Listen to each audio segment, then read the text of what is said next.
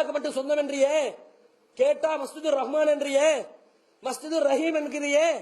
ஆனால் அல்லாஹ்க்கு சொந்தமானது என்பதில் உண்மையாளர்களாக இருந்தால் அல்லாஹ்வை மாத்திரம்தானே அதிலே அழைக்கப்பட வேண்டும்.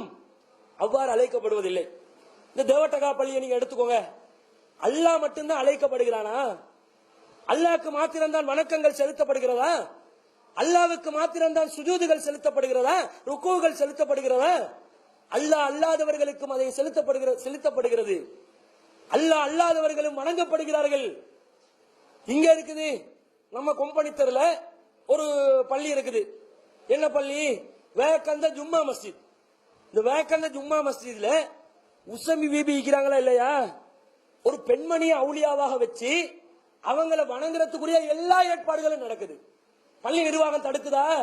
பள்ளி வளாகத்துக்குள்ள பள்ளி நிர்வாகத்துடைய பராமரிப்புல ஒரு தர்காவை வழிநடத்துகிறார்கள். கேட்டா ஜியாரத் செய்ய விடுறோம். நபி வழி தானுங்க. ரசூலுல்லாஹ் சொல்றாங்களே, கபறுகளை நீங்கள் ஜியாரத் செய்யுங்கள், ஃபைனஹா துதக்கிருல் மௌத், அது மரணத்தை ஞாபகப்படுத்தும் என்று சொல்கிறார்களே. அந்த அடிப்படையில நாங்க மரணத்தை ஞாபகப்படுத்த ஜியாரத் செய்ய வைக்கிறோம் என்றாங்க. அது தப்பு.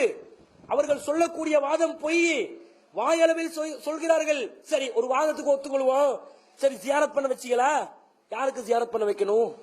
முஸ்லிம்களை தானங்க ஜியாரத் பண்ண வைக்கணும்.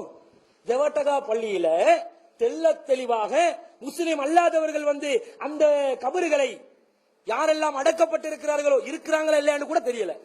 உள்ளுக்கு யாராவது இருக்கிறாங்களா, உண்மையிலே அந்த பேருடையவர்களா என்பது கூட தெரியல. வணங்குறானா இல்லையா? நீங்க வந்து அந்த இடத்துல சுஜூத் செஞ்சு அல்லாஹ்க்கு சுஜூத் செஞ்சுவீங்க.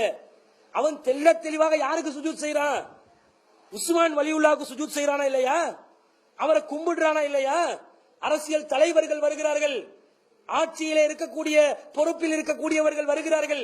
முஸ்லிம் அல்லாதவர்கள் வந்து அந்த இடத்திலே பகிரங்கமாக அப்பட்டமாக வணக்கம் செலுத்துகிறார்கள். அதை நீங்கள் தடுத்தீர்களா? முஸ்லிம்களுக்கு தான் ஜியாரத்து, நீங்க வந்து இப்படி வணங்க கூடாதுங்க, வணங்கக்கூடாது, இறைவன்கிட்ட தான் கேட்கணும் என்பது இஸ்லாத்தில் உள்ளது என்று சொன்னீர்களா? சொல்லவில்லை. அல்லாஹ் என்ன சொல்றான் தெரியுமா? அதனால அது பள்ளிவாசலே இல்ல. அன்ன மசாஜித் இல்ல, பள்ளிவாசல் என்றா அல்லாஹ் கூறியதா இருக்கணும் என்றா அலா ததுவும் அல்லாஹ் அஹதா, அதுல வேற யாரையுமே நீங்கள் அழைக்காதீர்கள். அல்லாஹ்வை மட்டுமே வணங்குவதற்குரிய ஒரு இடத்தை நீங்கள் உருவாக்கினால் அதுதான் பள்ளிவாசல் என்றான் அல்லாஹ். நபி ஸல்லல்லாஹு அலைஹி வஸல்லம் அவர்கள் தன்னுடைய மரண தருவாயில் இருக்கிறார்கள். கடுமையான வேதனை. அவர்களுடைய வேதனையுடைய அளவை சொல்கிறார்கள். 2 மனிதர்களுடைய மரண வேதனை எனக்கு தரப்பட்டிருக்கிறது. அந்த அளவுக்கு வேதனை செய்யப்படுகிறார்கள். சக்கராத்துடைய ஹாலிலே இருந்து நபிகள் நாயகம் ஸல்லல்லாஹு அலைஹி வஸல்லம் அவர்கள் என்ன சொன்னார்கள்? அல்லாஹும்ம லா தஜ்அல் கபரி வஸனன், இறைவனே என்னுடைய அடக்கத்தலத்தை, என்னுடைய கபரை இறைவனுக்காக வேண்டி வணங்கப்பட வேண்டிய ஒரு பள்ளி என்ற ஒரு நிலை இருக்குதே, அது போல ஆக்காது என்று சொல்லாம, அப்படி சொன்னா கூட வேறொரு விளக்கத்தை கொண்டு போவானே, சொல்லாம சிலைகளை போன்று ஆக்கிவிடாதே. எப்படி சொல்றாங்க?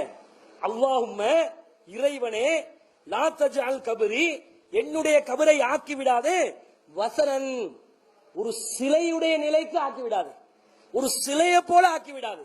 என்ன சிலையை போல ஆக்குறது? சிலை கிட்ட போய் நன்மையை கேட்போம், தீமையை தடுக்க சொல்லி சொல்லுவோம். இந்த மாதிரி என்னுடைய கபரு கிட்ட வந்து யாராவது நன்மையை கேட்டா, யாராவது தீமையை தடுக்க சொல்லி என்னிடம் கோரிக்கை வைத்தால் அது என்ன பெயரு? கபரு தான். ஆனா என்னதான்? வஸனன், சிலை என்றாங்க. என்னுடைய கபரை சிலையாக்காதீங்கன்றாங்க. சிலையாக்கி விடாதீர்கள் என்று அல்லாஹ்விடம் நபிகள் நாயகம் ஸல்லல்லாஹு அலைஹி வஸல்லம் அவர்கள் துஆ செய்கிறார்கள். என்ன விளங்குது? கபறுகள் வணங்கப்படக்கூடிய ஒரு இடமாக, ஒரு சிலையாக ஆக்காத நிலையில் நாங்கள் வைக்க வேண்டும். ஆனால் இன்று பள்ளிவாசல் நிர்வாகங்கள் அந்த ஜியாரத்துகளை வச்சு, அந்த தர்காக்களை வச்சு தாங்க பள்ளிவாசலுடைய செலவே பண்றாங்க. பள்ளிவாசலுடைய மெயின்டெனன்ஸே நடக்குது அந்த காசை வச்சுதான். இதை